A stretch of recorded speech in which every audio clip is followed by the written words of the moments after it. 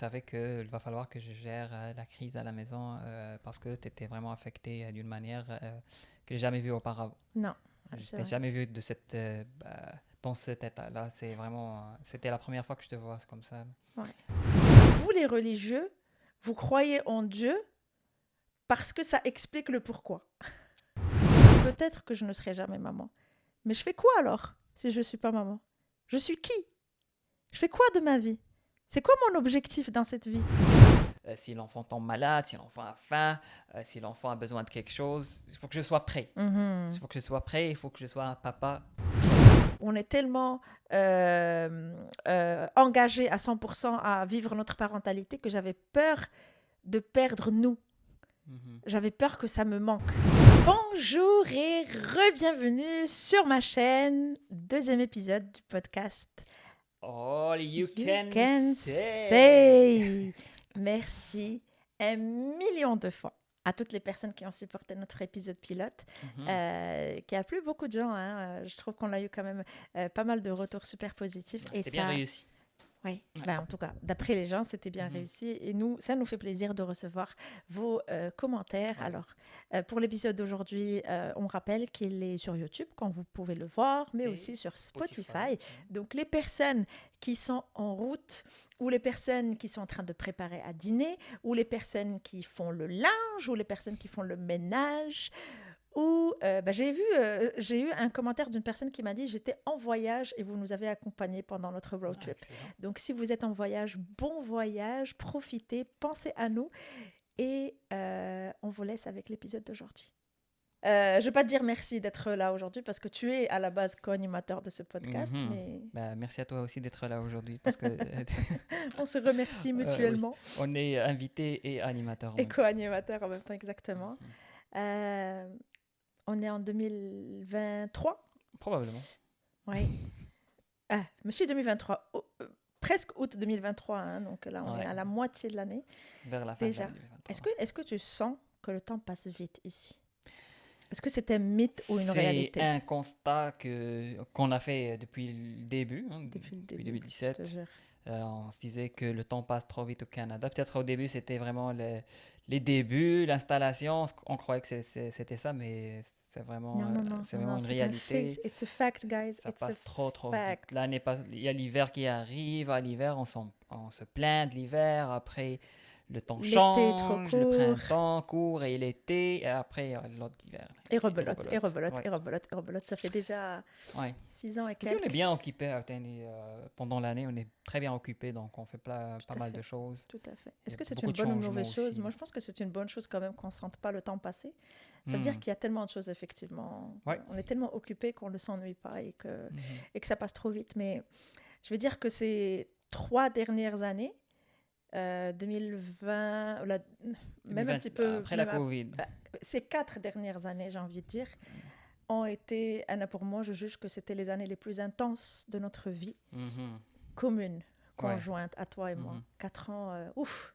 Plein C'est passé d'événements. tellement de choses, mais tellement, tellement de choses. Mhm. Je pense que dans toute ma courte vie, j'ai Bah ouais. passé le lot des événements et fait les 4 ans, j'ai passé 10 fois plus en termes de Bah, c'est la période de l'adulthood. Je dirais que même adulthood. Ouais. après 18 ans, on est allé faire des études, étudier. Quand on est étudiant, oui, on est adulte, mais c'est pas vraiment la vraie vie. Là, nos parents nous supportent toujours C'est vrai. financièrement. On est célibataire, bah, pas beaucoup de responsabilités. Ouais. Après ça, quand ça commence, c'est vraiment. Je sais pas Et si après, c'est. bah oui, je pense que c'est l'âge aussi qui fait que Mhm, on pense à beaucoup de choses, beaucoup de plans, on planifie pas mal de choses pendant l'année. C'est pour ça mhm, que, mhm. Je pense que ouais. chaque individu dans sa vie a 3, 4 ans, là, 5 ans qui sont super, super, super, super intenses, où il se passe Ouais, énormément même de choses, plus. même plus des fois moins. Ouais. Il se passe tellement de choses, et puis par la suite, la courbe, elle redescend. Moi, j'ai Mhm. l'impression que la courbe, pour nous, elle est en train de redescendre un petit peu, où on reprend un peu le Alors, je rythme. pense pas, mais peut-être que Mais je parle d'événements bouleversants, les, d'événements. ouais, les événements bouleversants, ça se contrôle pas. On peut pas contrôler. Là, on est bien. Demain, Ouais. la fête de tout peut arriver. Ouais. Bouleversant, c'est pas forcément Ben négatif. oui, Hein. oui, je sais. Bouleversant, c'est juste que Inattendu. inattendu, Ouais. c'était des événements, tu étais dans une situation A, et puis par la suite, il se passe quelque chose le lendemain, Hmm. et tu te retrouves, tu te retrouves dans un autre monde. Tu deviens, au fait, une autre personne. En tout cas, je parle pour moi. Ben oui. Bah, l'exemple, c'est ce podcast qu'on fait aujourd'hui. C'est un Ouais. événement bouleversant. Ouais. C'est quelque chose qu'on a décidé, on parlait de ça depuis un certain temps et Ouais. c'est là It's happening. qu'on concrétise Mhm. le concept. Qu'est-ce qui s'est passé pendant ces 4 dernières années? C'est une question pour moi. Non, ben pour nous deux. Qu'est-ce qui s'est passé pendant ces 4 dernières années? Ben, la première des choses, c'est la pandémie. Mhm. Veut pas, la pandémie a changé pas mal de choses, pas mal d'habitudes dans notre vie, dans la vie de tout le monde, je pense. Avec le confinement, je sais pas, il y avait l'incertitude par rapport à pas mal de choses, l'économie, le travail, tout ça. Mais à part ça, bien sûr, pendant cette période-là, ou bien pendant cette période, oui, on a eu notre maison. Mhm. Ah oui, C'était c'est un vrai. exploit Des fois, je tends à l'oublier. après une année de recherche et Mhm. d'application et Mhm. de refus, d'émotions. Mhm. Et toi, je pense que tu arrivé à un certain moment où tu disais J'ai abandonné. j'abandonne. Ouais. Et alhamdoulilah, grâce à Rachel aussi, Ouais. on a eu la chance de trouver notre foyer. Ouais. Donc ça s'est concrétisé dans un bon timing Mhm. parce que avec l'inflation, avec tout ce qui arrive sur le marché immobilier, le gouvernement a bien décidé d'augmenter les taux d'intérêt. Tout à fait. Tout à fait. Et voilà, donc on est vraiment, on l'a échappé belle. On a échappé belle, tout à fait. Et Ouais. on a eu notre petite maison avec un bon taux d'intérêt et tout ça. Alhamdoulilah. Ah, bah oui, ça c'était la première chose. Ça, c'est une belle transition, en fait, dans la vie, Oui. dans la vie d'un couple. Oui. C'est vrai que, oui, et c'est vrai que les charges et la responsabilité augmentent avec l'achat d'une maison. Donc, aussi. Non, le mindset, il change aussi. Hein. Oui, c'est ça. Tu profites. Tu te stabilises un petit Ouais, peu ouais, plus tu te stabilises et mentalement. tu veux bien profiter de cet investissement, si on veut dire. Tout à fait. Donc, profiter de ta maison, faire pas mal de choses. Donc, Mhm. je pense qu'on a bien profité de la maison. Ouais. Tu as eu ton diplôme aussi? Oui, récemment, en Tu as eu ton 2023, master? mais je me suis inscrit au master en 2019. Mhm. C'est un master On pourra parler de ouais. ton master parce que je pense que c'est tout un chapitre. Mais oui, succinctement, juste le titre, c'est un master en management de l'innovation et la technologie. Mhm. Et je viens de graduer, comment dire, comme français canadien, de graduer.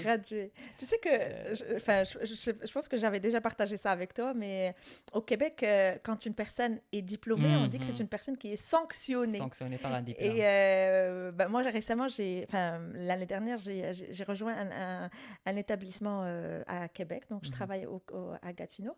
Et quand je commençais à entendre les gens dire « Oh, mais cette personne, elle est sanctionnée », pour moi, c'était super négatif. Donc, je me disais attends, qu'est-ce qu'elle a fait, cette personne? Pourquoi la sanctionne? On va faire la cérémonie de sanction.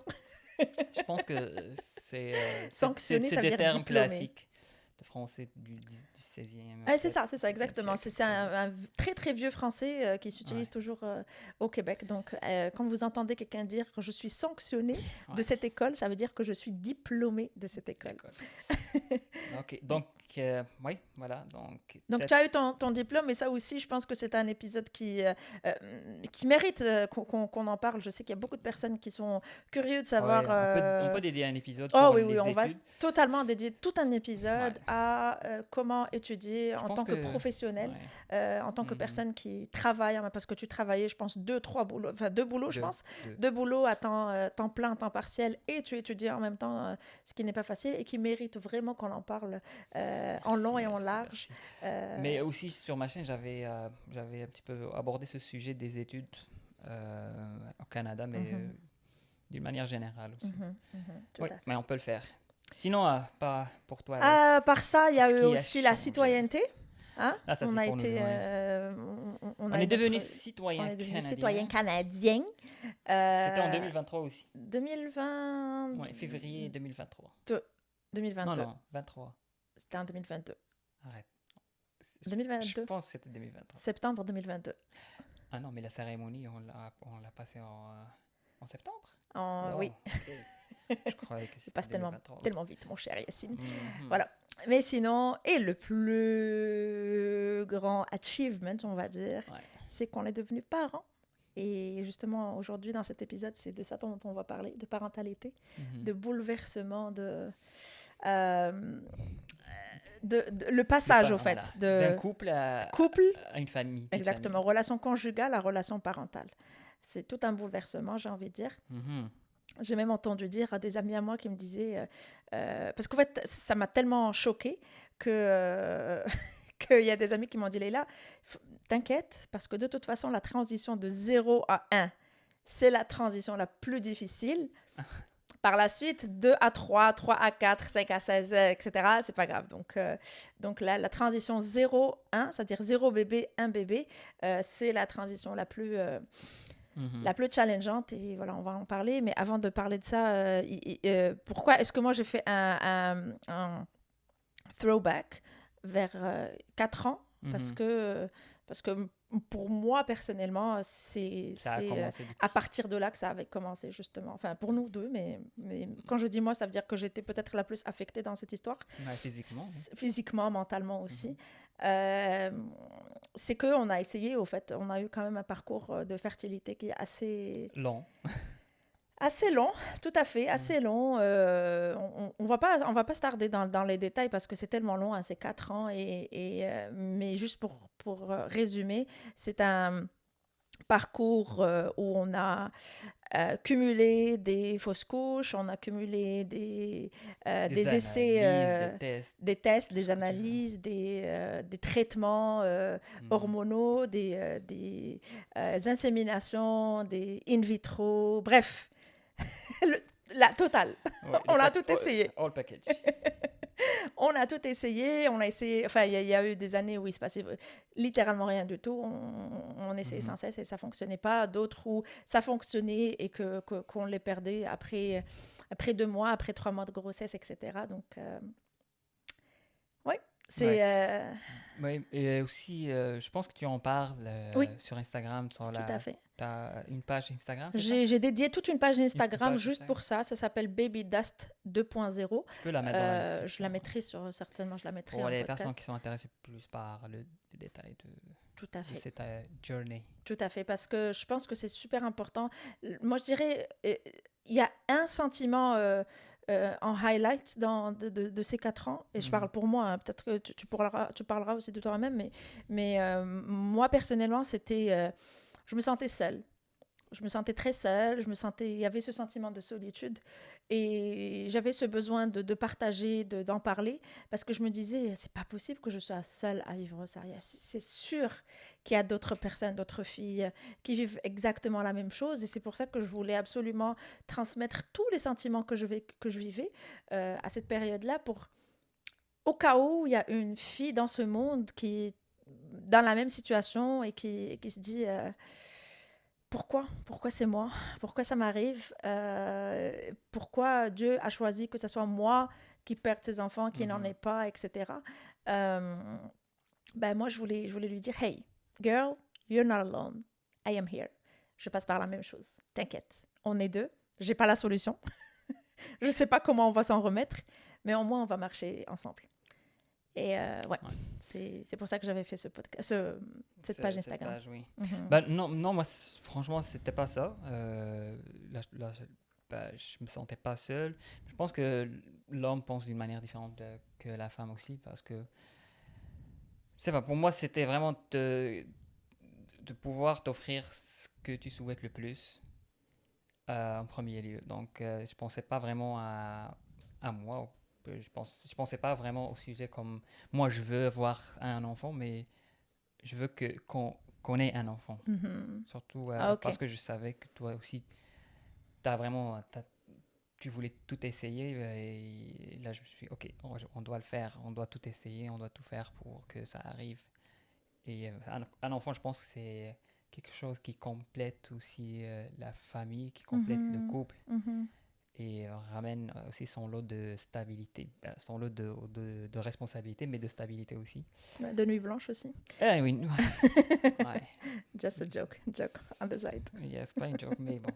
Nuit blanche, couche, tout ce que tu veux. Ouais. Ouais. Donc c'est ça, au fait, c'est ça ce que toi tu ressentais. Mhm. Est-ce que Je pense, si on commence par le commencement, là, c'était première expérience, peut-être c'était au Maroc, mais sérieusement, c'est depuis, je dirais, 2019. 2017 17, voilà. Ouais, 2017. Mais je parle des essais, des tests et tout ça chez le médecin. Ah, ok. Donc, C'était en 2018. l'assistance médicale, je dirais à partir de... À Moncton.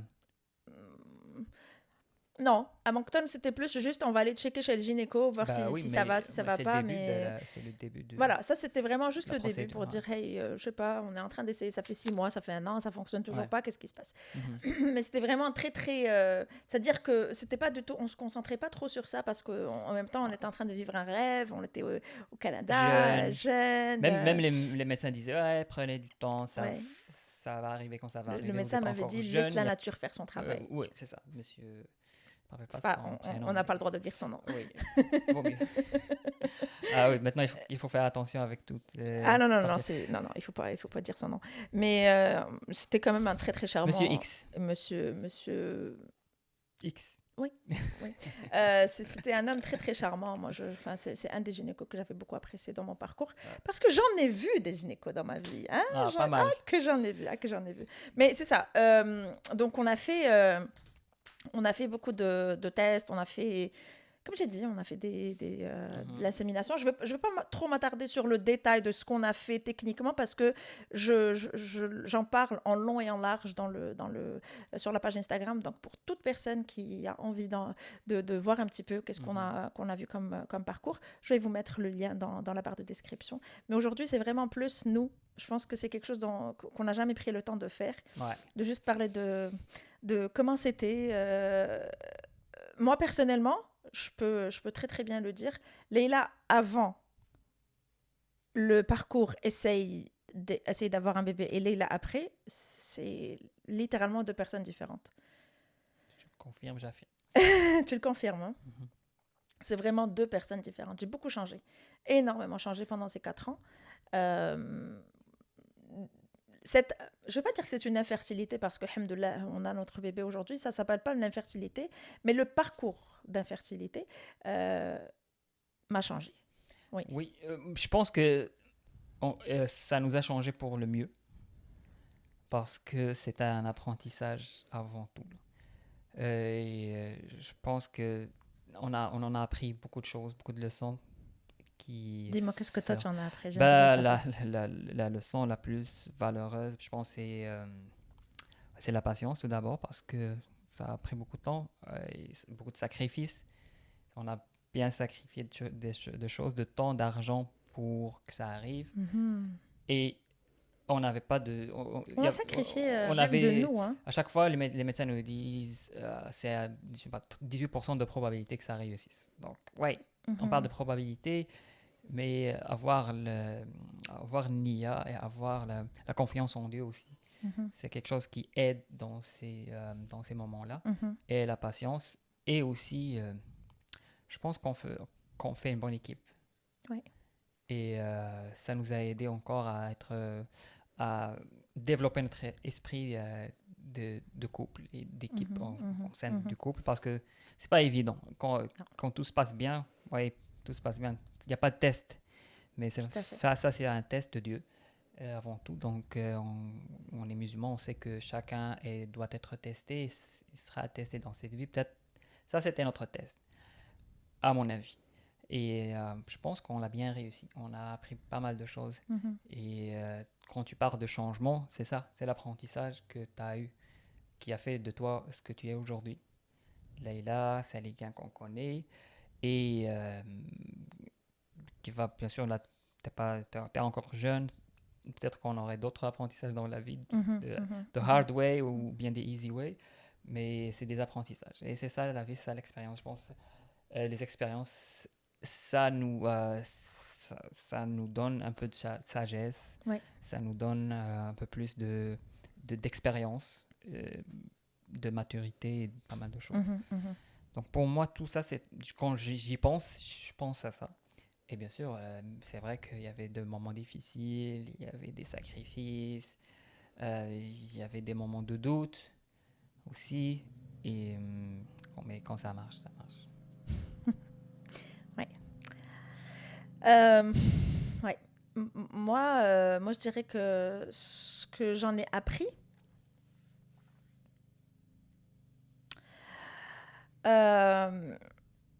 premièrement, et ça, je l'ai appris vraiment the hard way, c'est de ne pas faire de plan sur le long terme. Vraiment. Et ça, c'est quelque chose que j'ai appris, hein, parce que moi, j'étais tellement, oui. Dans la planification. mais tellement une personne visionnaire. Je sais pas, c'est dans mon ADN. Tu connais mes parents. Tu sais comment, oui. tu sais que je suis une personne visionnaire. C'est-à-dire que quand je me réveille le matin, je sais exactement comment ma journée va se passer. Mm-hmm. Et je sais exactement comment mon année va finir. Mm-hmm. Quels sont mes plans? Qu'est-ce que je vais faire? Où est-ce que je vais voyager? Qu'est-ce que je vais porter? Quelles sont les choses que je vais réaliser dans ma vie? À quel âge? À quelle période? Etc. Puis, je pense que Dieu m'a vraiment envoyé cette expérience à vivre pour que j'apprenne cette leçon, parce que c'est une leçon à apprendre. Et ma leçon, comme tu dis, alhamdoulilah, c'est que j'ai diminué un petit peu avec le stress, la planification, la over-planification, pas juste la planification, parce que vraiment j'étais dans le over-planification. Et j'ai ajouté, avec l'énergie comme là, je l'ai ajouté le tawakkul ala Allah. T'as adopté un peu de yassinisme. J'ai adopté un peu de ton style, effectivement, parce que je pense qu'aujourd'hui, c'est comme ça que ça fonctionne. Aujourd'hui, tu me dis, Leila, c'est quoi ton plan d'ici le week-end prochain? Je te dis, on verra. On verra. Dieu seul sait. Je dis pas que je laisse aller. C'est ça ce que je voulais dire. Non. Je planifie, mais t'as pas d'expectations. T'as pas de... Je planifie. Je sais où est-ce que j'aimerais arriver à un certain moment, mais comment je vais dire, je ne m'accroche pas. Je ne m'accroche pas émotionnellement à ça. C'est-à-dire, si ça vient, ça vient. Si ça vient pas, c'est que Dieu a un plan qui est 1000 fois meilleur pour moi. Et c'est ça, au fait, qui m'a aidée à me relever à chaque fois. C'est ça qui m'a aidée à survivre le fait de perdre des enfants, parce que j'ai fait beaucoup de fausses couches. Et tu sais, je pense que la maman, elle est beaucoup plus affectée que le papa dans cette histoire de fausses couches, parce que les pères, ils ne s'attachent à leurs enfants peut-être qu'au moment quand ils les voient. Quand l'enfant sort. Quand l'enfant sort. Ou des fois même, il y a des papas qui commencent à créer un lien avec leur bébé quand le bébé commence à bouger dans le ventre de la maman un petit peu, peut-être. Quand ils commencent peut-être à visualiser. Moi, je dis vraiment dans l'extrême. Mais généralement, les papas, ils s'attachent à leur bébé quand l'enfant sort. Et des fois même quand il grandit un petit peu. C'est à ce moment-là que la connexion papa-bébé commence. Mais la connexion maman-bébé, elle commence le jour où elle fait son test de grossesse. C'est à ce moment-là que la maman, elle commence, toute sa dynamique, elle change. Elle ne pense plus à elle-même, elle pense à deux. Et je te jure, tu sais ce qui m'arrivait, c'est que des fois, au fait, dès le départ, hein, quand j'avais un test de grossesse qui est positif, je sais que je suis enceinte, je sais que je suis en train de faire grandir un bébé au fond de moi. Le verre d'eau que je bois, je ne le bois pas pour moi. Je le bois pour mon bébé. Je me dis, au fait, je suis en train d'hydrater mon bébé. Tu vois à quel point est-ce que la connexion maman-embryon, c'est aussi l'instinct maternel. C'est un instinct maternel. Et donc, forcément, la perte de cet instinct-là, elle est plus difficile. Et c'est ce que moi, j'ai vécu, au fait, à chaque fois. Sauf que, alhamdoulilah, la première fois, c'était très, très traumatisant, super difficile, parce que je ne comprenais pas. Personne ne m'a appris. Personne ne m'a appris que peut-être que tu vas perdre ton enfant. Tout ce qu'on nous a appris à l'école, c'était... un mâle et une femelle, ils se mettent ensemble, ils donnent un bébé et le bébé sort du ventre de la maman et il grandit et il fait un autre individu. That's it. C'est ce que j'ai appris. Et je te jure que je n'ai jamais mis le scénario dans ma tête où je disais, au fait, avec le bébé, il se peut qu'en route, il quitte. On le perd. Ouais. On le perd. Mhm. J'ai jamais eu cette option dans ma tête. Ouais. D'ailleurs, la première fois où on nous a annoncé qu'on a perdu notre bébé, c'était avec moi. Mhm. La dame, la gynéco, elle me l'a annoncé d'une froideur et d'une une façon inhumaine qui m'a traumatisée. Je pense que c'est une cicatrice hein, avec laquelle j'apprends à vivre au quotidien. Bon, en fait, on était là, je vais faire un check-up normal, standard, hein, chez le gynéco. Et il faut savoir qu'ici au Canada, le technicien qui te fait l'échographie, il ne parle pas. Il n'a pas le droit de parler. Il n'a pas le droit de dire si bébé va bien ou pas bien. Donc, elle ne dit rien, elle fait juste les analyses, elle prend les photos, etc. Elle donne ça au gynéco. On va chez le gynéco, on rentre dans son cabinet, un OIEC. Et là, la dame, elle prend les analyses, les résultats, elle commence à regarder un peu le papier, puis elle dit « Ok, donc, le bébé a la taille telle, il est arrivé à la semaine telle. » Et je me rappelle, il était plus grand un petit peu que sa taille normale, hein, parce que moi, j'avais tellement googlé. Hein, c'est quand tu es first time mom, tu googles à chaque fois à 12 semaines, il est à quelle taille, à 13 semaines, il est à quelle taille, etc. Et donc là, il dit « Il est à telle semaine. Oh, le cœur a arrêté de battre. » Et elle a dit, en fait, elle n'a pas changé de ton en m'annonçant que mon bébé était mort. Elle n'a pas changé de ton. Donc moi, dans ma tête, j'avais tellement pas... en fait, I didn't process. J'avais pas pu... pas analyser, mais comprendre l'information qu'elle m'a dit. Donc moi, dans ma tête, je me disais, la suite logique, c'était, ok, tu vas prendre ce médicament et ça va aller, tu vas rentrer à la maison et puis tu vas voir ton bébé, il va grandir, etc. C'était ça, au fait, pour moi, ma suite logique. Moi, j'étais avec toi dans la salle, donc je me rappelle bien. En te regardant, je te voyais dans un état second. Tu n'étais pas là. Je pense que tu pensais à autre chose. Non, je l'entendais plus. Oui, tu n'écoutais plus, il ne t'entendait plus. Le médecin était en train d'expliquer ce qu'il faut prendre pour faire tomber le bébé ou le dégager. Pour avorter. Avorter, voilà. Ouais. Et toi, tu n'étais pas là. Non, j'entendais plus. Je pense que tu pensais à autre chose. J'entendais plus ce qu'elle disait. Oh là, littéralement, elle flemme dans les films. Des fois, Le Breaking Bad, qu'on lui annonce qu'elle a le son cancer. Exactement. En train de regarder la tâche. Exactement. Je te jure que j'ai revécu exactement la même situation. Moi, j'étais en train d'appréhender. Je me disais, comment je vais gérer toute cette situation-là. Parce que là, Leila est hors connexion, là, out. Oui. Et je devais comprendre ce que le médecin dit. Parce que c'est une procédure qui n'est pas simple aussi. Et aussi, je savais qu'il va falloir que je gère la crise à la maison parce que tu étais vraiment affectée d'une manière que j'ai jamais vue auparavant. Non. Je n'ai jamais vu dans cet état-là. C'était la première fois que je te vois comme ça. Ouais. Et surtout que quand on est dans un pays étranger, on n'a pas de support familial. C'est ça. Donc, il n'y a pas de famille. Tu ne vas pas partir chez tes parents, on va rester avec eux. Ou non, on était seuls à la maison dans notre petit appart. Et c'est à nous. On s'est enfermés pendant une semaine, tu te rappelles? On s'est enfermés pendant une semaine, tous les deux, puis on a dû gérer ça à deux. Oui, tout à fait. Et écoute, je pense qu'il n'y a pas... moi, je raconte ça aujourd'hui, juste pour au cas où quelqu'un est déjà passé par la même chose, se dit qu'il n'est pas seul. Hein? Et ça arrive à beaucoup de gens. Et aussi, même les statistiques, je pensais que les fausses couches, ça arrive à 30% des cas ou quelque chose. Mais c'est 1 sur 4. Les fausses couches. Oui. Je suis pas certaine. Bon, je me rappelle pas, mais c'était vraiment un pourcentage bien élevé à ce qu'on pensait. Moi, je pensais que ça arrive rarement, mais c'est pas vraiment rare. Ça arrive à beaucoup de gens. C'est juste qu'on n'en parle pas. Parce qu'on se dit que c'est pas grave. On ne parle pas de la douleur de la maman, mais on ne parle pas de la douleur du papa aussi. Oui. Hein? Je sais que les hommes de nature, c'est des problem solvers. Tu es là pour résoudre un problème. Tu es là pour apporter une solution. On n'a pas le temps de faire le deuil. pas le temps de penser à autre chose. C'est une situation qu'il faut gérer. On ne peut pas tomber tous les deux. Mhm. Donc, les papas, je pense que c'est ça. Leur rôle, c'est ça. Donc, c'est euh, de supporter la famille et être là pour l'autre partie, pour l'épouse. Mhm.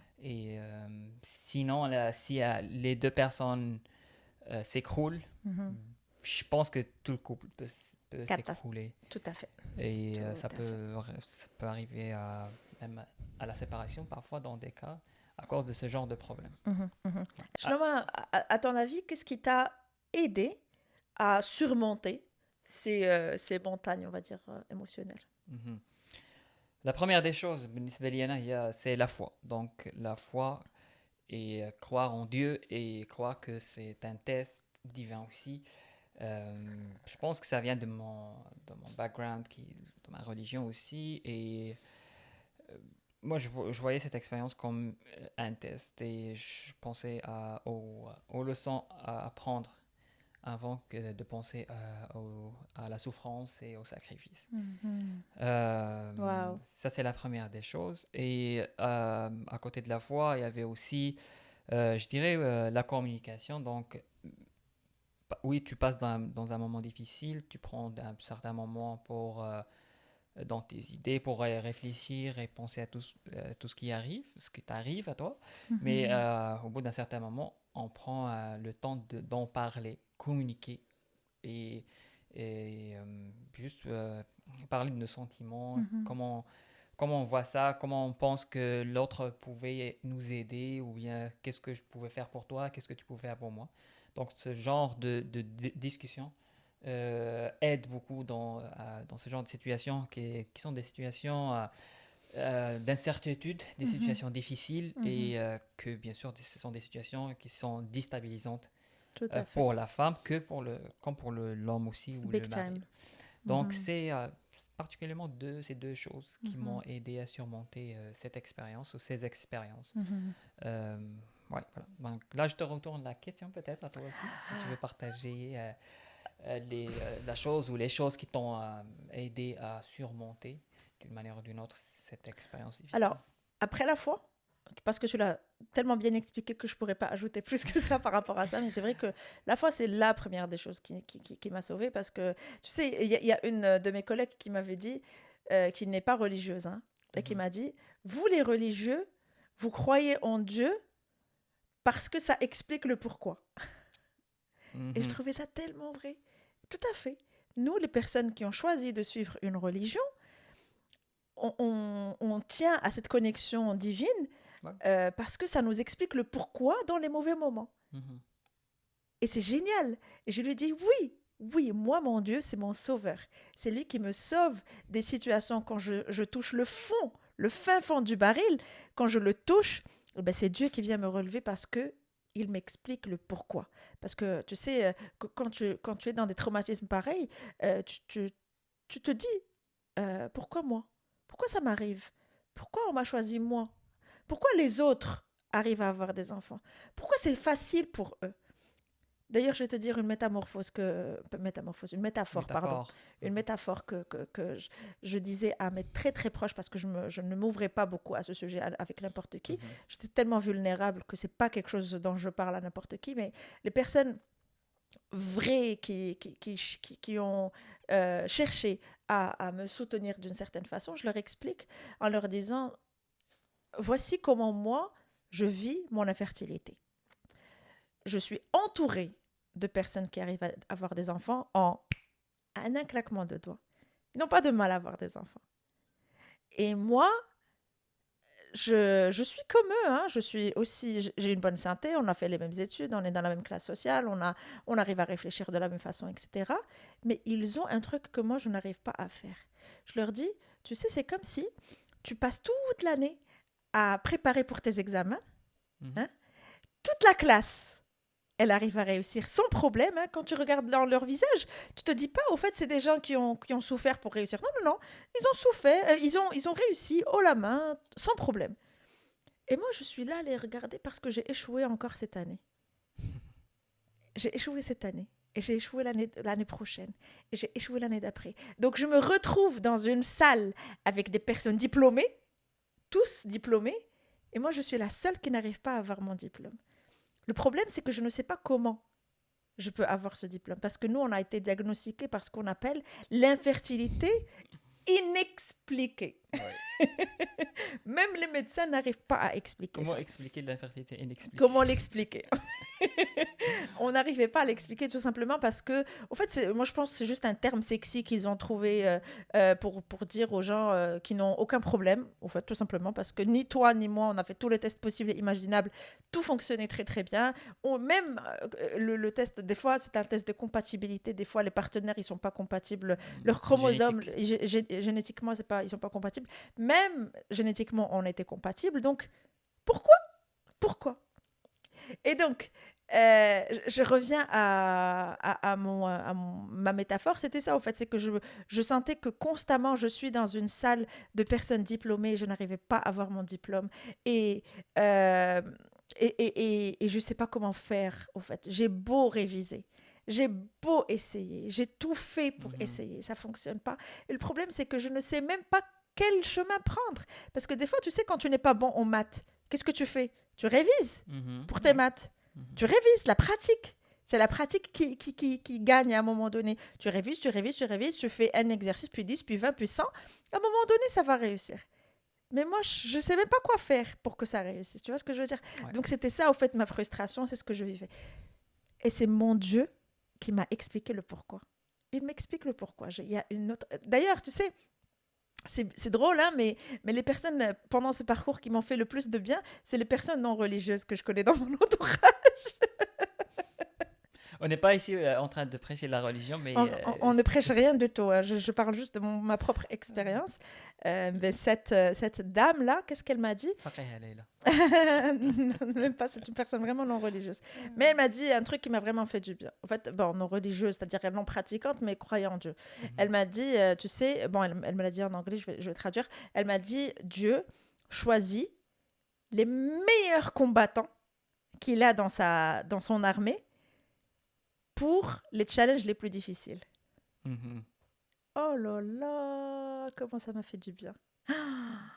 Quand elle m'a dit ça, mais ça a complètement changé ma perspective, au fait. Parce qu'au lieu de me victimiser, de rentrer dans cette petite case de victime, de « Oh non, mais pourquoi moi ?» Au fait, je me suis dit « Il m'a choisi. En fait, c'est moi qui l'a choisi. C'est moi qui est en train de passer par cette bataille qui n'est pas une bataille très, très simple. » Tu vois, donc ça m'a énormément aidée. Et la deuxième chose qui m'a sauvée aussi, à part la foi, et à part mon Dieu qui m'a expliqué le pourquoi, c'est la thérapie.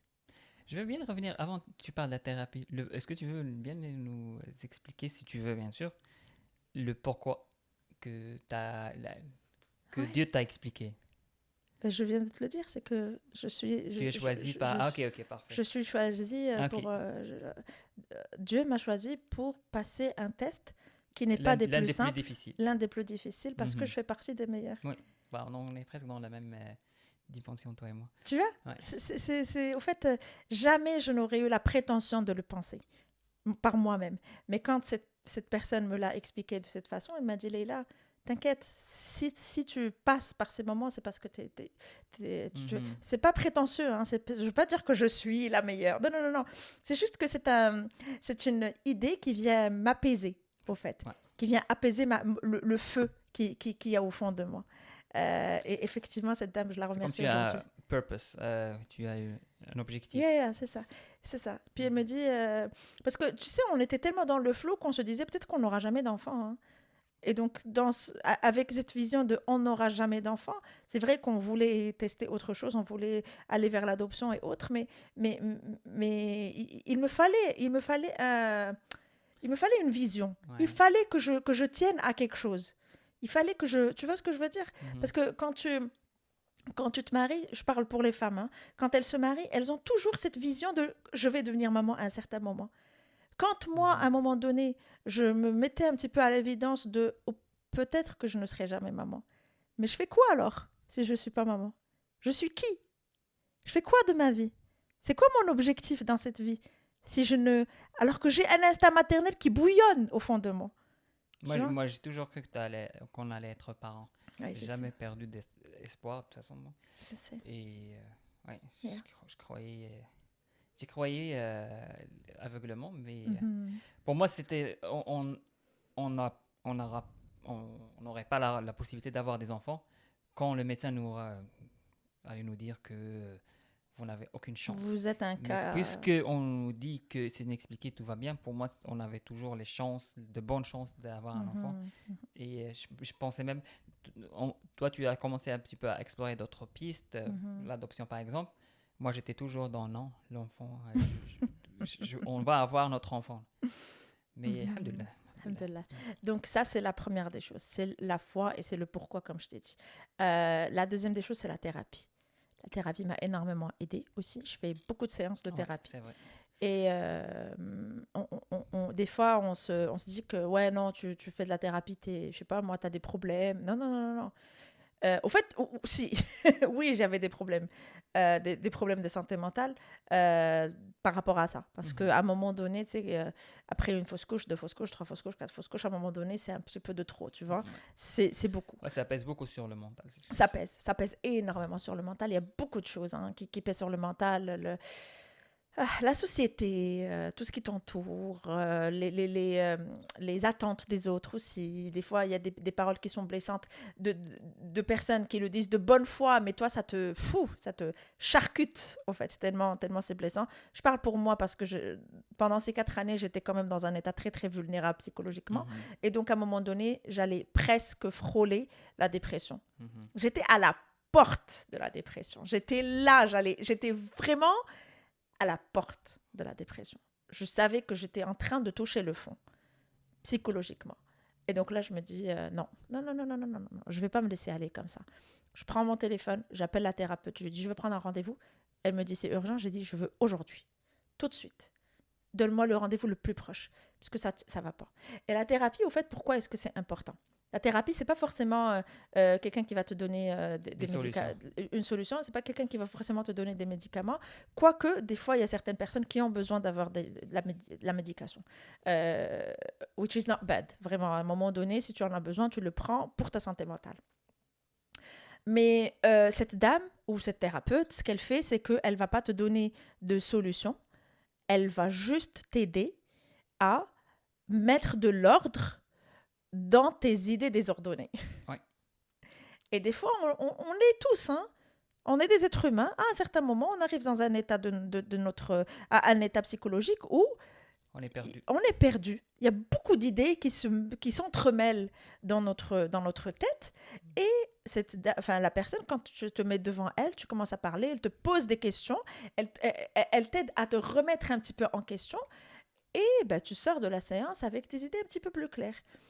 Des fois, la dame, moi je dis la dame parce que ma thérapeute c'était une femme, mais la personne, des fois, elle ne dit rien. Elle ne fait que t'écouter. Et des fois, elle dit juste, mais pourquoi tu dis ça ? Mais à ton avis, comment tu peux faire ça ? Tu vois, juste des petites questions. Et ce sont des questions qui te permettent de remettre de l'ordre dans tes idées. Moi, c'est ça. C'était de ça dont j'avais besoin. J'avais besoin de me réconcilier avec une situation où moi, Leïla, la personne positive, souriante, énergétique, tout ce que tu veux, commence à devenir triste. J'ai très très mal vécu ça. J'ai mal vécu la tristesse. Mais elle me dit, mais tu perds des enfants, c'est normal que tu sois triste. Attends, tu veux quoi ? Tu veux sauter de joie ? C'est normal. Il faut être triste. Il faut que tu te permettes de crier, il faut que tu te permettes de pleurer. Moi, je ne me permettais pas ça, au fait, avant, parce que je me disais, je suis une personne positive, je dois rester positive. Ouais. Tu vois ?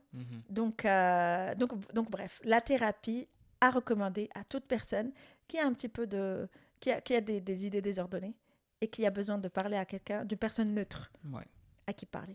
Ça m'a aidé. Je pense que la thérapeute aussi peut te donner des techniques aussi à utiliser. Et là, tu parles tu te permets pas d'être triste, mais je pense que c'est aussi des blocages psychologiques qu'on a qui viennent de l'enfance. On a tous des blocages psychologiques. Toi, ton blocage, c'était tu pouvais pas te considérer comme une personne négative, mais triste, qui Oui, n'est pas heureuse. négative, oui. Alors que c'est normal que tu sois parfois heureuse et parfois triste. Mhm, Et parfois, t'es de bonne humeur, d'autres fois, tu es de mauvaise humeur, c'est mhm, normal. mhm. Moi, je ne savais pas être Mais de peut-être mauvaise humeur. c'est un blocage C'est ça, psychologique. c'est ça. Ouais. C'est un blocage psychologique, tout à fait, parce que je n'ai jamais appris à être triste. Hmm. J'ai jamais appris à être de mauvaise humeur. Mhm. Jamais. J'ai toujours... Enfin, alhamdoulilah, je viens d'une famille qui est très... qui Nashta. Nashta, qui bouillonne d'énergie. Active, oui. Très active et qui bouillonne d'énergie. Et donc, j'ai très, très rarement vu autour de moi quelqu'un qui est en accord avec ses émotions et qui n'a pas de mal à montrer qu'il est triste. Mhm. Tu vois ce que je veux dire? Mhm. Moi, je trouve que c'est très healthy de montrer si quand tu es triste, et quand tu es heureux, tu es heureux. Mhm. Ouais, tu parlais, je pensais à mon père. Oui. Et il disait toujours qu'il ne faut pas être dans l'excès. Il faut pas, quand on est heureux, il ne faut pas aller dans l'excès, être très, très, très heureux. Et aussi, il ne faut pas être très, très triste. Ouais. Il faut toujours ne pas être dans l'excès. Bah, Ouais. quand il disait ça, j'étais encore adolescent et je disais, ouais, qu'est-ce qu'il dit lui? Il est en train de dire n'importe quoi, des histoires de papa. Mais je pense que dédicace Faut à mon pas père, être by dans the way. l'excès.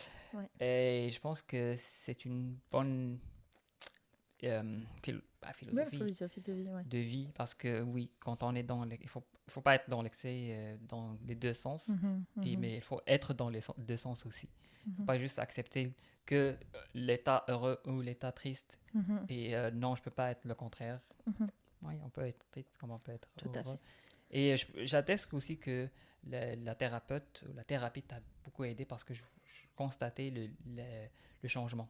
Oui, hein. Oui, je constatais le changement, tu as commencé à en parler de plus en plus et ça t'a ouvert les yeux sur pas mal de choses et de nouvelles perspectives. Littéralement, ça m'a mis de l'ordre dans ma vie. Ok. Littéralement. Ok, là donc je pense que là on sort de cette expérience difficile, de choses pas négatives mais difficiles et d'expériences Plein d'apprentissage. dures et on passe à la deuxième, peut-être l'objectif de cet épisode, c'est le bouleversement Ouais, parent. ouais. Donc il y a avant enfant et la vie après enfant. Voilà. Est-ce que je me permets de te poser une question. Avant l'enfant, ou disons quand on est, enfin je dis toujours on est tombé enceinte. Quand on est tombé enceinte, est-ce que tu avais des craintes? Des craintes, pas vraiment des craintes, mais je voulais juste être prêt à accueillir l'enfant. Donc, et pour être prêt, je me disais peut-être, il faut que je lise le plus de livres sur l'éducation des enfants. Il faut se préparer à toute éventualité. Si l'enfant tombe malade, si l'enfant a faim, si l'enfant a besoin de quelque chose, il faut que je sois prêt. Il faut que je sois prêt, il faut que je sois un papa prêt. Savez-vous que vous pouvez recevoir jusqu'à 7 200 $ par enfant en créant un compte régime enregistré d'épargne études? Et d'ailleurs, en ouvrant ce type de compte, vous bénéficiez de toutes les subventions gouvernementales dont vous êtes éligible et aussi vous bénéficiez d'autres avantages concurrentiels que CST Savings offre. On va vous laisser d'ailleurs les coordonnées de Madame Asma Sabor, qui est représentante chez ST Saving, qui vous donnera plus d'informations sur ce programme. Le tout sera en barre de description. Mais à un certain moment, là, quand on savait que Samy arrivait, et on était un peu sûr qu'il est là et que tout va bien, je commençais à en parler avec mes amis, la vie de parents, de papa et tout ça, et je me rends compte de plus en plus que être papa ou être parent, c'est quelque chose que tu peux pas... Tu peux jamais être prêt. Tu peux jamais être ready et avoir tous les atouts, tous les tools et les outils pour être un bon papa. Oui, c'est bien de lire, oui, c'est bien d'entendre les expériences des autres, mais on n'est jamais prêt. L'enfant arrive et c'est là que tu vas apprendre. Tu apprends sur le tas, tu apprends avec ton enfant et pas avant l'arrivée de ton enfant. Même si tu fais des lectures sur, je sais pas, le sleep training, et tu sais, je connais toutes les techniques et je peux faire ça et ça. quand l'enfant est là, c'est une autre réalité. Quand l'enfant pleure, c'est pas comme non, je vais pas, je vais laisser pleurer, je vais faire appliquer cette technique. Non, c'est pas aussi facile que ça. Et c'est sur le tas que tu vas apprendre comment le gérer. Comment gérer s'il a de la fièvre, s'il a besoin de quelque chose. Si... donc, dans l'ensemble, j'avais cette crainte, ou j'avais cette... j'appelle ça pas crainte, mais cette envie d'être prêt. Mais Ce besoin. ce besoin, oui, c'est un besoin. Mais j'ai bien compris qu'il n'y a pas de papa prêt, c'est juste un apprentissage et qu'on est tous dans le même bateau. Tous les papas, tous les parents, ils passent par cette étape-là. Et il faut qu'on passe par cette étape. Donc là, je me suis dit, OK, je tasse tous les livres, je tasse. Et quand Samy est venu, donc, là, je commençais à apprendre dès le premier jour à l'hôpital. Je commençais à apprendre comment faire je sais pas, le swaddle, comment préparer les biberons sur le tas. Je demande des questions et tout ça, mais voilà. Sinon, à part ça, des craintes, ça aussi, je voulais être prêt financièrement pour le bébé, avoir un foyer prêt à accueillir un enfant. Et ça, c'était une crainte, mais après, c'était pas vraiment très pesant, bien très significatif dans les choses bien dans la planification de l'arrivée de Samy. Mais voilà, c'était une chose à laquelle je pensais aussi avant l'arrivée du bébé. Et voilà. Mais à part ça, non, je pense pas que j'avais des craintes, genre, non, je vais perdre ma liberté, des craintes que, je sais pas, je serais un mauvais papa, ou une crainte que notre couple peut souffrir de l'arrivée d'un enfant, quelque chose comme ça, Ok. ce genre Moi, ça, c'était une crainte pour moi. de grosses craintes. Non, je pensais pas. De toute façon, moi, je suis une personne qui planifie pas beaucoup. Je pense que parfois c'est bien, parfois c'est pas bien, mais parfois ça m'aide dans certaines situations, comme ce genre de situations qui sont nouvelles et parfois on peut pas tout préparer, on peut pas être pré-ready pour ce genre de situation. Donc, pour moi, il n'y a pas de crainte, mais pour toi, je sais pas, peut-être tu avais moi, au d'autres fait, craintes. moi, je suis pareil. Hein, j'ai jamais eu cette crainte de perdre ma liberté. Premièrement, parce que je m'étais promis que Samy ne va pas me bloquer dans ma vie sociale et dans ma vie privée. C'est-à-dire que quand j'ai envie d'aller voir une copine prendre un café, j'irai voir une copine prendre un café. Avant, j'y allais seule. Aujourd'hui, je vais avec bébé. C'est tout. Il fait juste partie de moi. Ouais. C'est une petite partie de moi et puis je le traîne littéralement là où je vais depuis Deuxième semaine, je sa pense. deuxième semaine, littéralement. Depuis sa deuxième semaine, il sort avec moi partout. Il va avec moi au café. Si j'ai envie de faire du... Tu veux boire de l'eau? Non, ça va. Si j'ai envie de faire du shopping, il va faire du shopping avec moi. Bref, donc je l'emmène vraiment partout. C'est vrai que ce que je faisais avant en 2 heures, aujourd'hui, je le fais en 3 heures. Ça, c'est une petite adaptation. Mais honnêtement, pas plus que ça. C'est-à-dire que c'était pas vraiment très, très difficile. Ma seule crainte... au fait, d'ailleurs, pourquoi est-ce que j'avais pas la crainte aussi de perdre ma liberté? Parce que toi et moi, on respecte une règle d'or entre nous qui est on se donne du temps minimum une fois par semaine. C'est-à-dire que toi, tu me permets une fois par semaine minimum d'avoir du temps que pour moi, sans bébé. Juste moi avec moi. Ton me time. My me time. Je prends mon me time et j'en fais ce que je veux. Je sors, je dors, je vois un film. Vraiment, quand je dis me time, c'est-à-dire je n'ai pas à me soucier de est-ce qu'il a pris son biberon, est-ce que la couche est changée, est-ce que ceci, est-ce que cela.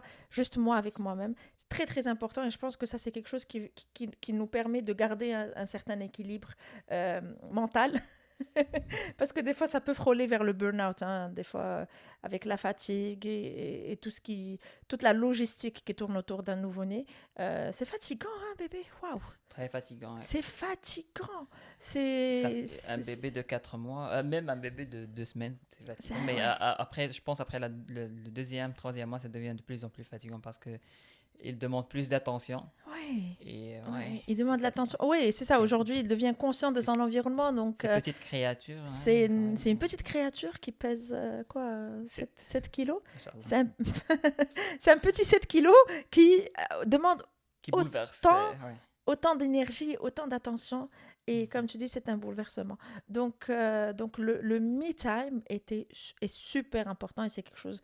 Moi, je te donne, Samy, un moment pour avoir du temps pour moi. Et tu fais pareil aussi une fois Mhm, par semaine mhm. ou des fois plus pour prendre un café avec tes amis ou comme tu dis, juste rester seul à la maison sans personne. Des fois, je prends Samy, je sors et je te laisse seul. Je sais que tu n'as rien à faire.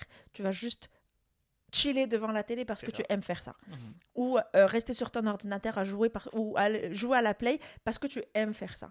Donc une fois par semaine, je pense que c'est un très très bon équilibre qui nous réussit bien en tout cas toi et moi. Par contre, ma crainte, je reviens à ma crainte et c'est une crainte qui est toujours là, hein, elle est encore présente en On est au filigrane. début. Là, Samy, c'est un enfant de quoi, 4 mois? Oui, Oui, 4 mois donc et oui, demi, 4 mois et c'est demi normal. aujourd'hui. Mais c'est ça, mais c'est une crainte qui est encore là. Mais je me dis que, alhamdoulilah, je pense on est sur le bon chemin, je pense. Mhm. Ma crainte, Laquelle? c'est de perdre notre couple. Et quand je dis perdre notre couple, c'est-à-dire se perdre dans ce rôle de parentalité. Mhm. Toi et moi, on est ensemble depuis avant d'avoir Samy. 11, 10 ans. Aujourd'hui, 11 ans, mais on était Ouais. ensemble, on a vécu ensemble pendant Plus que 10 ans. ça. Ouais. On a Ah oui, vécu ensemble ensemble. pendant 10 ans. À 10 ans, c'est pas rien. 10 ans, juste toi et moi, en tête à tête. Mhm. Et c'est-à-dire on a littéralement construit tout un rythme de vie autour de nous. Et avec bébé, on est tellement engagé à 100% à vivre notre parentalité que j'avais peur de perdre nous. Mhm. J'avais peur que ça me manque, le nous, juste toi et moi. Et c'est vrai que là, on essaye plus bien que mal, aussi bien que mal, parce que c'est pas évident d'avoir du temps que pour nous. Des fois, on laisse amis aux parents. Alhamdoulilah, très très grosse bénédiction Ah de les oui. avoir avec nous ici Mhm. parce que et on essaie d'en profiter au maximum Ah, parce que ça, c'est sûr. on sait que cette bénédiction ne va pas durer très longtemps et puis un jour ils vont revenir au Maroc, mais tant qu'ils sont là, on essaie quand même de profiter d'eux. Ben, comme là maintenant, hein, Oui, c'est ça. on se prend un petit temps, toi et moi. Samy n'est pas à la maison, il est avec mamie, donc on laisse Samy juste pour toi et moi. Mhm. On essaie aussi de le mettre au lit assez tôt pour garder du temps juste pour toi et moi. Ouais. Parce qu'on aime, par exemple, le soir, juste chiller devant la télé, regarder Ouais, un les films film, marocains. ou juste scroller sur le téléphone ensemble à regarder un petit peu mon feed ou ton feed, faire des petites choses qu'on faisait avant sans que ça m'arrive. Mhm. Ici, on dit au Canada, it only takes 18 18 months. summers. Ah, 18 months. Ah ouais. It will only take 18 summers. Ah And ouais. then it's just gonna be the two of us. At least. At least 18 summers. Non, mais c'est ça. Mais après, c'est just the two of us. Just Quand the ils- two of us. Just the Yeah. two. Non, non, non, non. Quand ils vont. Ben, c'est vrai. C'est-à-dire qu'ils vont rester là 18 été, 18 ans. Mhm. Et puis par la suite, eux, ils vont partir. Ah. Et quand ils partent, il se passe quoi? On Hein? reste ouais. Toi et moi, Mhm. body. Ouais. Juste toi et moi. Tête à tête. Ouais. C'est pour ça que c'était super important pour moi de nourrir notre relation Mhm. en même temps que être à 100% dans la parentalité. Ouais. Ce qui n'est pas facile. Mhm. Tu sais, parce que j'ai vu beaucoup de modèles de personnes autour de moi qui Qui perdent la connexion. ont perdu la connexion de parents, Ouais. de couples. Ouais. Et les enfants aujourd'hui, ils ont mon âge, ils sont plus grands que moi, ils sont sortis de la maison parentale. Chacun a fait sa vie. Et là, il n'y a que les deux personnes. Le couple. Le couple qui n'est plus un couple aujourd'hui. Mhm. Ce sont des colocataires. C'est ça. Ouais. Ce sont des colocataires. Et moi, ça, c'était ma grosse crainte. Je ne voulais pas que 18 ans plus tard, on devienne des colocataires. Parce qu'on s'est oublié dans ce chemin en éduquant un enfant qui, alhamdoulilah, Inch'Allah, sera un enfant pieux, un enfant bien éduqué, etc. Mais on s'est oublié dans ça. Mhm. On a Mhm. oublié cette connexion. Oui, je suis parfaitement d'accord avec toi. Cette dimension de de couple, le couple dans la... Oui, il y a la relation de couple dans la... bon, Dans la relation, relation conjugale voilà, dans le foyer. voilà. Franchement, franchement, Leïla, je n'ai pas pensé à ça. Parce que pour moi, ça va de soi. C'est quelque chose que toi et moi, on y pense automatiquement. Mais c'est vrai qu'il faut faire attention Non, parce non, que non, non, dans non, non. le quotidien, on peut se perdre avec la fatigue, avec tout l'effort ou les efforts qu'on fait pour cette petite créature. On oublie qu'il faut aussi faire de l'effort pour le couple. Mhm. Et un couple qui n'a pas cette étincelle où il n'y a pas d'effort de l'un ou de l'autre, ou des deux, c'est vraiment, ça passe d'un couple à, comme tu dis, à des colocataires. Mhm. L'étincelle ou la passion se perd Ah, c'est ça. Non, avec non, le non. temps. Moi, je pense que, tu sais, je pense qu'un couple est un verbe. Couplé. C'est pas un nom. C'est un verbe. Oui, parce qu'il y a beaucoup d'actions. C'est une action Ouais. qui se fait. Mhm. C'est pas un nom. C'est un verbe. C'est-à-dire que, comme tu dis, il y a plusieurs personnes qui prennent pour acquis. Mhm. Ah, tu sais, je t'aime, tu m'aimes, C'est bon. ça va bien, tout se passe bien. Non, non, C'est pas la peine qu'on se le répète à chaque fois. c'est un travail continu. C'est un travail continu. Ouais. C'est un effort sans cesse. Ouais. La connexion, c'est un verbe aussi. Mhm. Il faut garder cet effort. Et c'est pour ça que moi, je te dis, c'est quelque chose qui me tient beaucoup à cœur. Et tu sais, juste un détail, je vais te le rappeler. Je pense, la première semaine après que Samy soit né, on l'a mis dans son car seat dans la voiture. Mhm. Et toi, automatiquement, peut-être parce que tu voulais, c'est-à-dire sans y réfléchir, tu as reproduit un modèle que tu as déjà vu dans ta vie ou dans ton enfance. Tu m'as dit, est-ce que tu vas te mettre à côté de Samy Mhm. derrière? Je t'ai dit non. Ah Non, oui, non, oui, je non, me non, rappelle non, de non, ça. non, non, non, non. Non, pas, Je pour moi, me mets c'était pas à par côté de souci de Samy. sécurité parce que c'était la première fois qu'on sort. Je Non, disais, je sais. oui. Mais pour moi, c'était important que je ne perde pas le siège à côté de toi quand tu conduis. Mhm, mhm. Et au fait, je ne sais pas si tu as vu ça comme une connotation, Je l'ai bien compris. Là. mais c'est dans ma tête. Dans ma tête, c'était ça, au fait. C'était, oui, Samy est là, on l'a voulu pendant tellement longtemps, Mais on sait, je vais pas céder ma place. mais je vais pas céder ma place. Oui. Je veux pas céder ma place de mère à épouse. Mhm, Je veux que ça soit les deux. Mon fils, je l'aime plus que tout au monde. Mais j'aime aussi ma place en tant qu'épouse plus que tout au monde. mhm. Parce que je sais que Samy, à un moment donné, Samy ne m'appartient pas. Ouais. C'est mon enfant, mais il ne m'appartient pas. Mhm, À un moment donné, il va partir. mhm. Il va vivre sa propre vie et il va voler de ses propres ailes. Ce qui va rester, c'est le couple. C'est vrai. Tu vois? Donc, c'est pour ça que je tenais dès le départ, j'étais encore en postpartum. J'ai dit non, je ne m'assois pas à côté de Samy. Je garde ma place à côté de toi, le siège passager devant, parce que je t'ai connu avant de le connaître. Oui, je me rappelle de cette situation quand c'était hier. Mais c'est ça, je pense que c'est très important.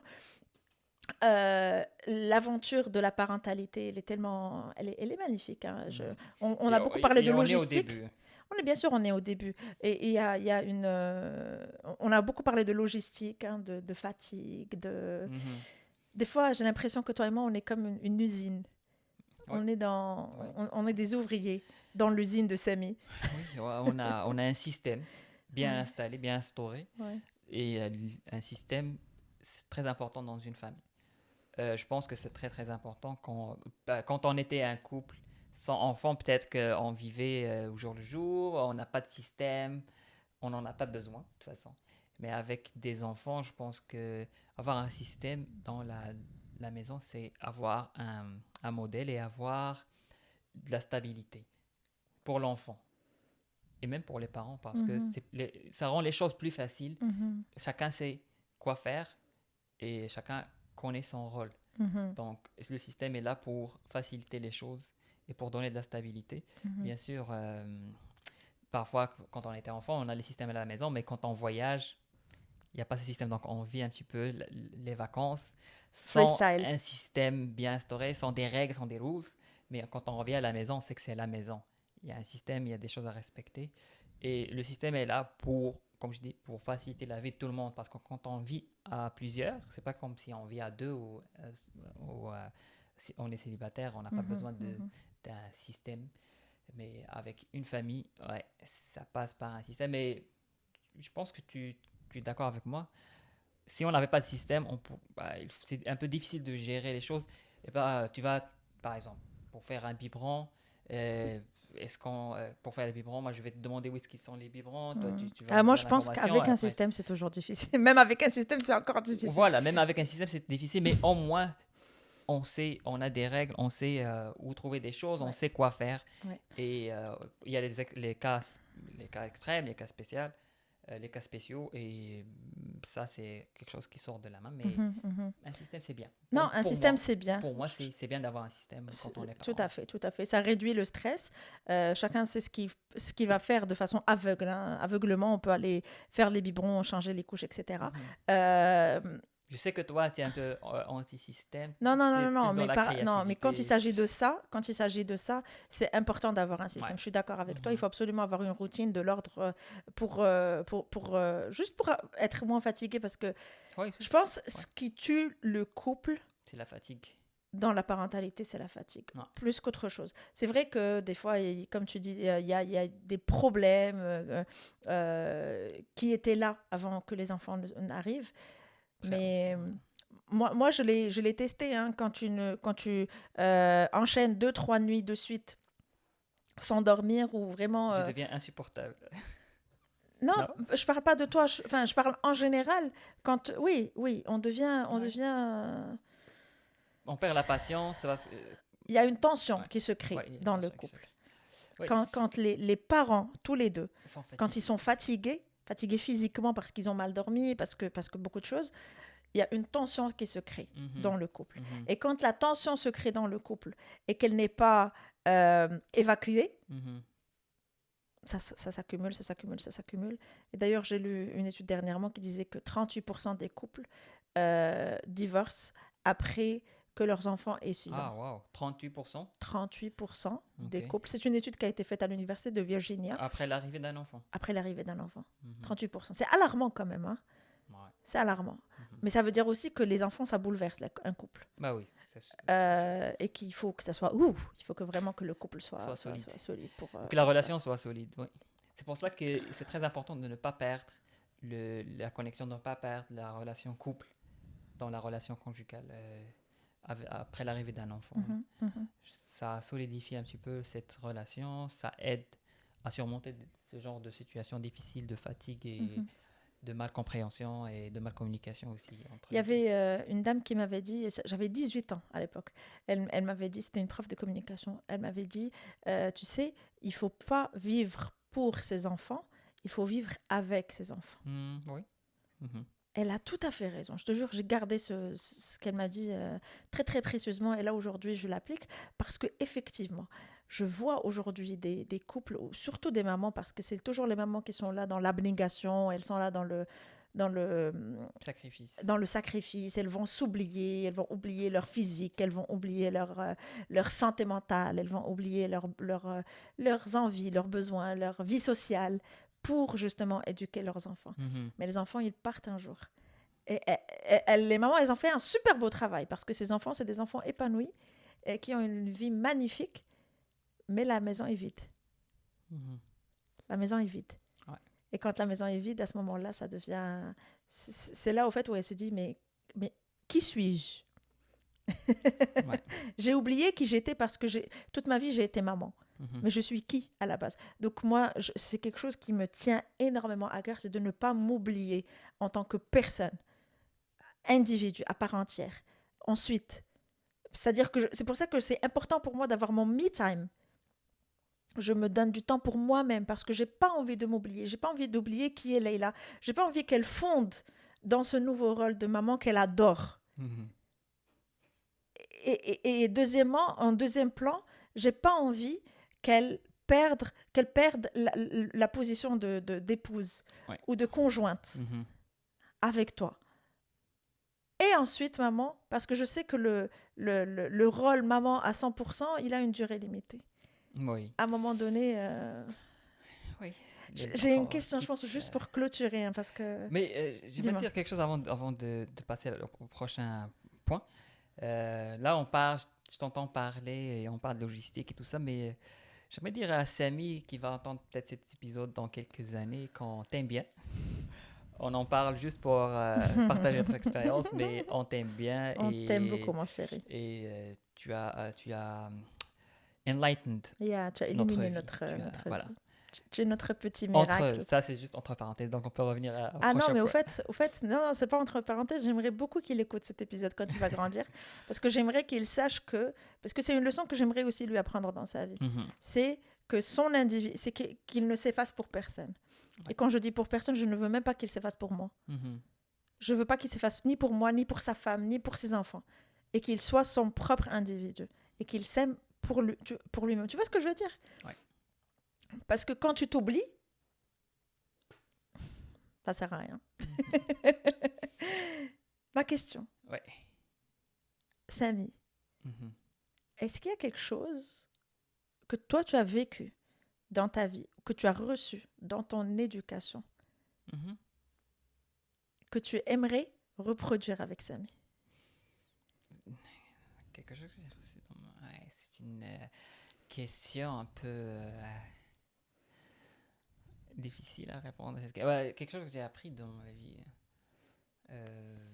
Que tu as reçu dans ton éducation. que j'ai reçu dans mon éducation. Et tu te dis, au fait, ça a tellement bien fonctionné que je tiens à ce que mon fils reçoive la même chose. Peut-être d'être responsable de ses actions. Ok. Et de respecter, si on, bah, je dirais responsable de ses actions et aussi de ce qu'il dit. Bah, s'il a des engagements, s'il donne des promesses à quelqu'un, qu'il respecte ça. C'est très important pour moi. Je pense que ça doit être très important pour mon enfant aussi. Ok. Parce que notre valeur, pour moi, c'est d'un homme, mais je parle parce que Samy, c'est un petit garçon qui va Qui va devenir un homme. Mhm. Et pour moi, l'homme, c'est le respect de ses engagements et de ses Mhm. responsabilités. Un vrai homme. Et voilà, donc c'est ce qu'on m'a appris, ce que je vais peut-être transmettre à Samy. Mhm. Et aussi, voilà, donc, Mhm.